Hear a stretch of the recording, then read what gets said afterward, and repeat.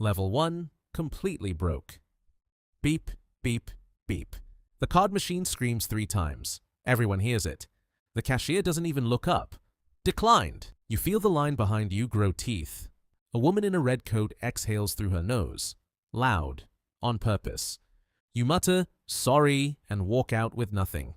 Not even dignity. That night, an app buzzes. A match.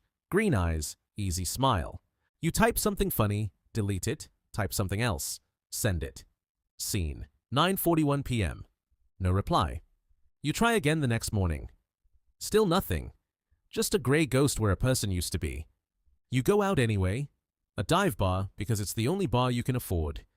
You buy a woman a drink with your last real bill. She smiles, says thanks, drinks it, and turns back to her friends before the ice melts. You stand there, invisible, a ghost in your own story. A guy walks in, watch catching the light like it's showing off. She notices him before he even orders. You try one more time. A woman by the jukebox laughing at something on her phone. You say hi. She glances at your shoes, your jacket, the crack in your phone screen on the bar. I'm actually waiting for someone, she says. No one comes. On the walk home, you pass a couple laughing outside a restaurant you'll never afford.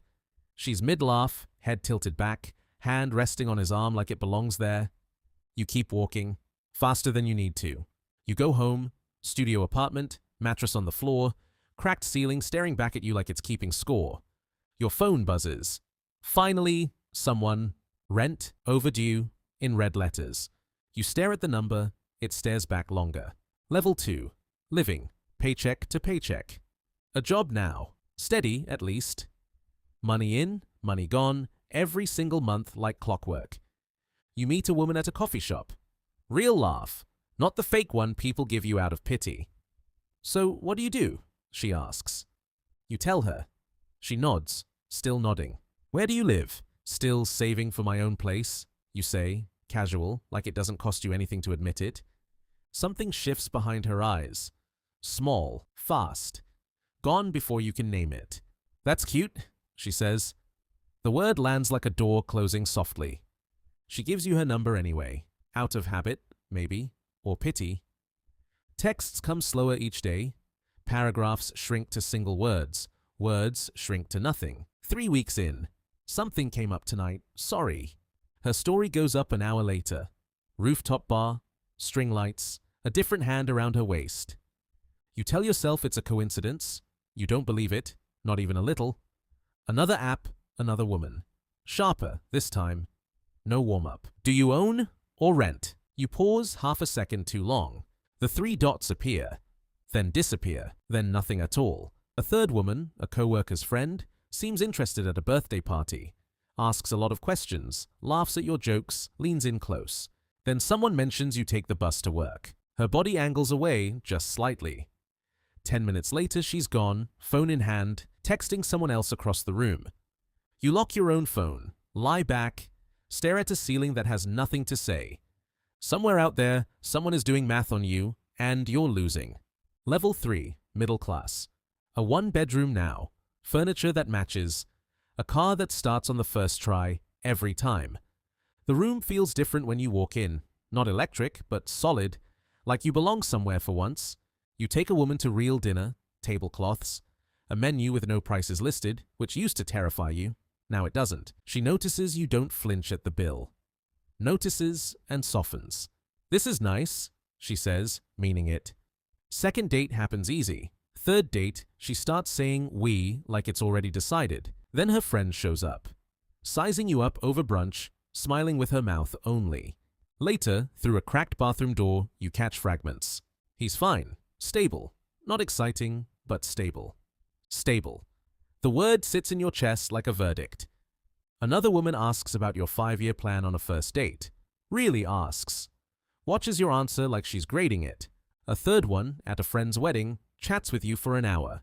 Genuinely warm. Genuinely funny. You start to think this one's different. Then she asks, gently, do you own or are you still renting? You tell her. She smiles, says it's totally fine, and finds a reason to sit at a different table for the rest of the night. You're not invisible anymore, but you're not the prize either. You're the safe bet. The maybe, The "for now, until something better." Across the restaurant, a man walks in wearing a watch worth more than your car payment.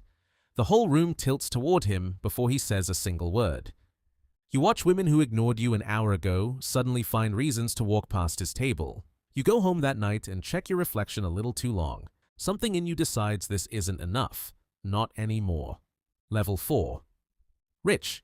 The watch on your wrist now costs more than your old apartment's yearly rent. You walk into a room and the air changes before you open your mouth.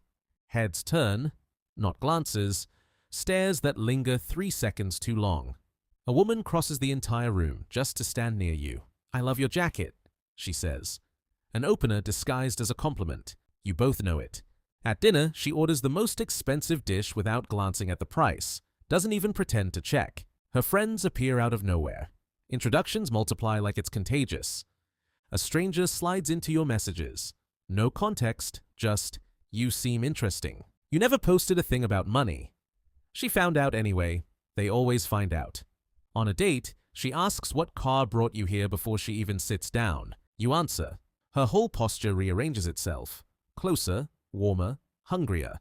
At a friend's party, a woman you've never met introduces herself twice in one night, each time accidentally ending up next to you. By the third time, she stops pretending it's an accident. Another woman, at a rooftop event, tells you she doesn't usually approach men. She's approaching you. She says it like a compliment. You're not sure it is one. A thought creeps in and refuses to leave. Is this me they want? Or what's attached to me? You bury it. The night's too good to interrogate. At the bar, a woman leans close, lips near your ear. "I don't usually do this," she whispers. "But you're different. You've heard that line in movies 100 times. You never thought it'd sound this convincing in real life. Your phone won't stop buzzing, names you don't remember giving your number to." Then one message cuts through the noise. No emojis, no small talk. "Can we talk about something serious?" Your thumb hovers over it for a long time before you finally open it. Level 5. Billionaire. You don't walk into rooms anymore. Rooms rearrange themselves around you before you arrive. Security trails 2 steps behind. Cameras find your face before you find the door. Across the gala, a woman doesn't approach. She waits, lets you cross the room to her. She already knows you will. "I've read about you," she says. Not heard of, read about, studied like a subject. She never asks what you do. She already knows the number down to the decimal. At dinner, she orders nothing. Just watches you, patient, like she's already won something. A video call comes in from a number you don't recognize. A woman, crying, says she saw you once at an airport and felt something real. You never spoke to her. Never even looked her way. She built an entire relationship out of nothing. Lawyers call before dinner reservations now. NDAs arrive before dessert menus. A woman signs hers without reading a single line. Doesn't blink, doesn't care what it says. At a private table, 3 women compete for the seat beside you. Not fighting, performing, smiling at each other through clenched teeth. One leans in close enough to feel her breath. "I don't want anything from you," she says. You've heard that sentence more times this year than any other. It has never once been true. A different woman, introduced by a business partner, spends the whole dinner asking about your childhood, your dreams, your fears, nothing about money at all. You start to believe her. Later, you find out she researched every detail beforehand.